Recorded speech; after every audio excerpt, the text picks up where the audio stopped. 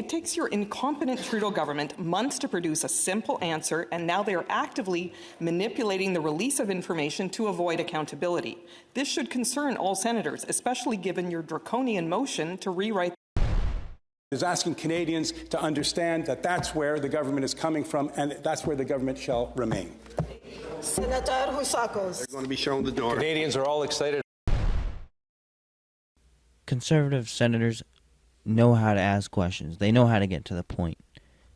Just watch as the Conservative senators drill the independent Liberal-appointed senators to get to the bottom of Trudeau's bad policies. Senator Plett.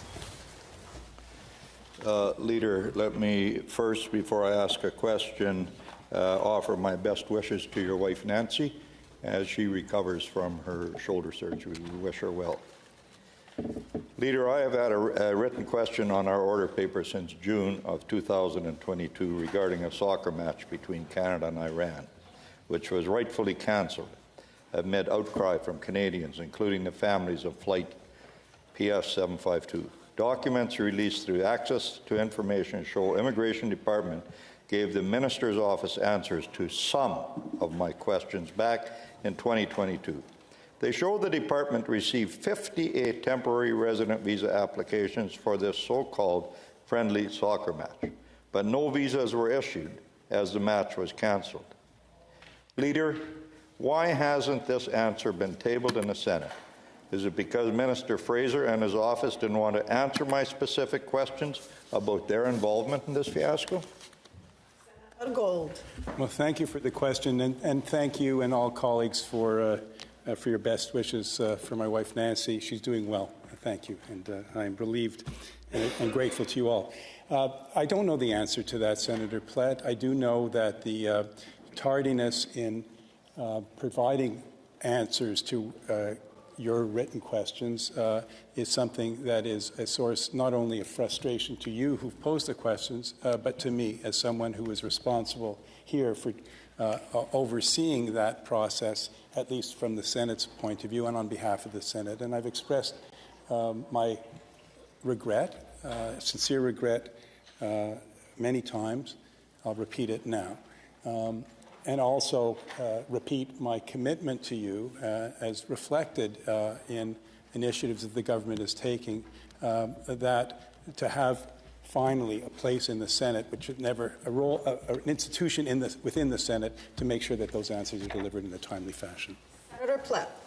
Well, instead of bullying through government motion to do away with the opposition, you should put more effort into getting us answers. The answers to my written questions about this incident should have been tabled in the Senate long ago. Clearly, the minister and his office don't want to say what they knew about the soccer match with Iran and when they knew it. Why I am so sure about this? I'll tell you. The documents show my question was given a risk level of high by the Trudeau government. Leader, what is your government so desperate to hide? Senator Gold. What do you think Trudeau is hiding? Government is not desperate to hide anything, Senator Plett. The government does what it deems appropriate in order to ensure that its relations and security and all other issues are dealt with in a proper way. But again, I regret that you did not get the answer in a timely fashion. And again, I continue to do my best to make that happen better.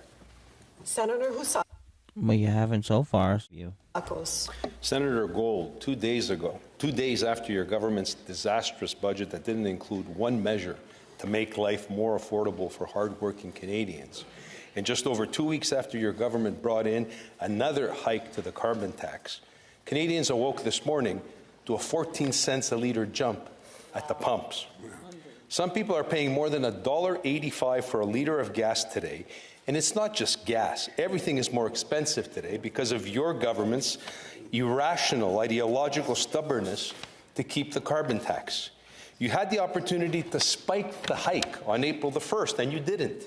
You had the opportunity to axe the tax on Tuesday, and you didn't. Admit it, Senator Gold. Justin Trudeau is just not worth the cost for hardworking Canadians, and only Pierre Poilievre and common-sense Conservatives will bring back Canada from the brink. Hear, hear. Gold. Exactly what Canadians have been saying. Congratulations on managing to jam more than 3 or perhaps more of your talking points into a question. This government is doing a great deal to assist Canadians in affordability, and the budget includes many measures, as I'm sure you are all aware.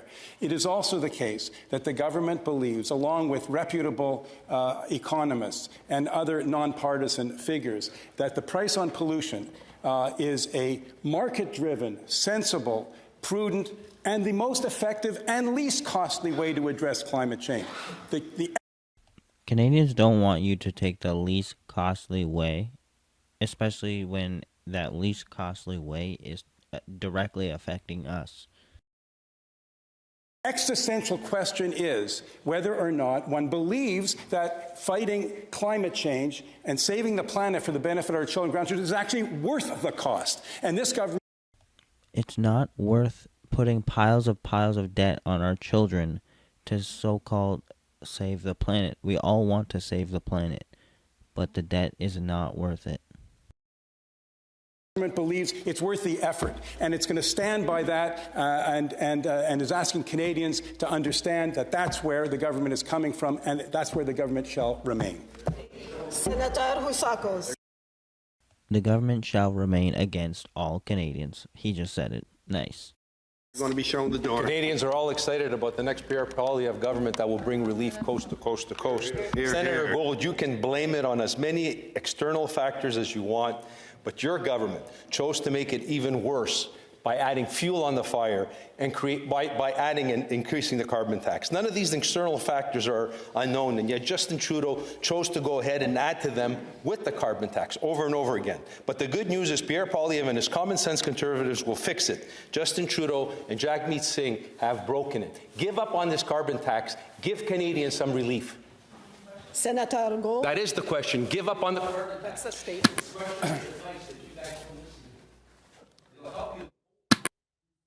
Gold. Order.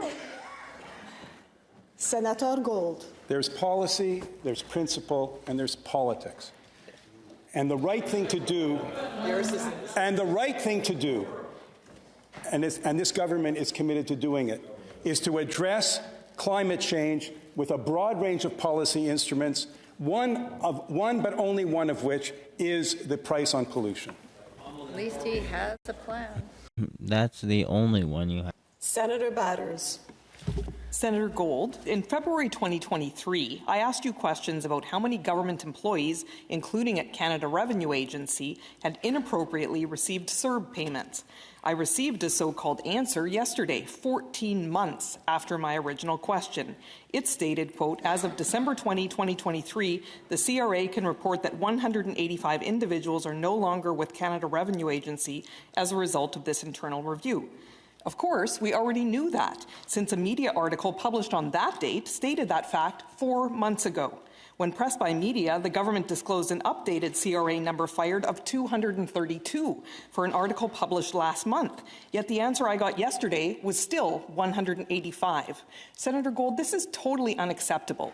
This information was released publicly months ago. So why is your government withholding the truth from the opposition and from Canadians? Senator Gold.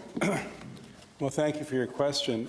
I'm not in a position to answer how the media received that information. I'm not challenging the figures that you quote, nor am I defending the tardiness with which you received your answer. And again, I repeat, it is not acceptable that answers have taken so long, and that although considerable progress is being made, as I think we all will now acknowledge, with the number of answers that have been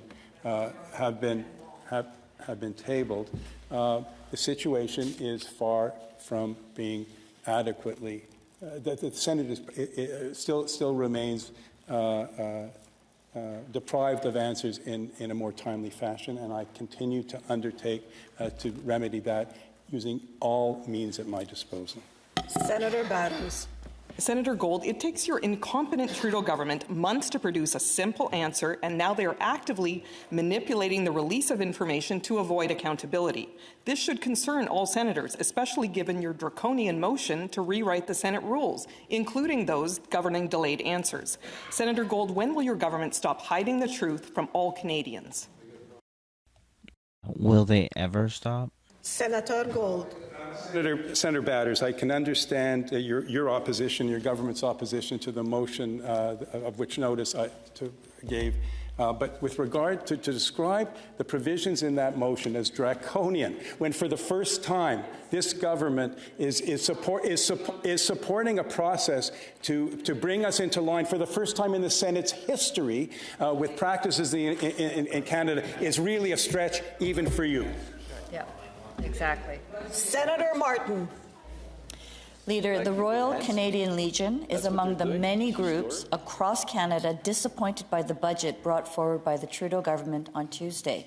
The Legion said it was, quote, alarmed by the lack of ready-to-go plans and actions to immediately tackle ongoing issues affecting still serving and retired Canadian Armed Forces members, end of quote. For example, it said that the commitment to repurpose Crown lands for military housing doesn't have a specific timeline to make a difference immediately. As well, the promise to build 1,400 military housing units over 20 years is an excessively long time frame that will do little to address the Canadian Armed Forces retention issues. So, Leader, what is your response to the Legion? Senator Gold. Well, first and foremost, it is to express my personal respect for, and the government's respect for, those who serve or have served, and certainly for the Legions. I managed to make it through law school by playing in nondescript bands in a series of Legions in your hometown. But to answer your question, this government is doing more now, and in this budget reflects that, to reinvest in our military than previous governments have done, at least in recent memory. And yes, to be sure, more still needs to be done. And those who serve or have served honorably in our defense and in the service of Canada deserve to be housed, fed, and treated with the utmost dignity and respect. The government's investments in this budget will take us further in that direction, but more work certainly needs to be done. Senator Martin. Well, the Legion also indicated that with the recent reports of homeless or precariously housed Canadian Armed Forces members, our country needs a strategy yesterday. When brave men and women step forward to serve their country, their government should ensure they aren't homeless. Leader, I don't think that's too much to ask, but is that too much to ask from the Trudeau government? Yes, it is way too much to ask Trudeau for anything, especially if it doesn't help him or his family. And we all know his family ain't serving in the military anytime soon. Senator Gold. No, of course it's not too much to ask, and every citizen and every group is entitled in a democratic society to ask. But if this government is to continue to be a prudent manager of our public finance and economy, difficult decisions have to be made, and not every request from every group can necessarily be accepted to the fullest extent of their demands. Good answer. Well, veterans are one of those groups where you do, because they fought for your freedom. They are the reason we are here. Dumbass. Comment, like, and subscribe, and join if you can. You've been served.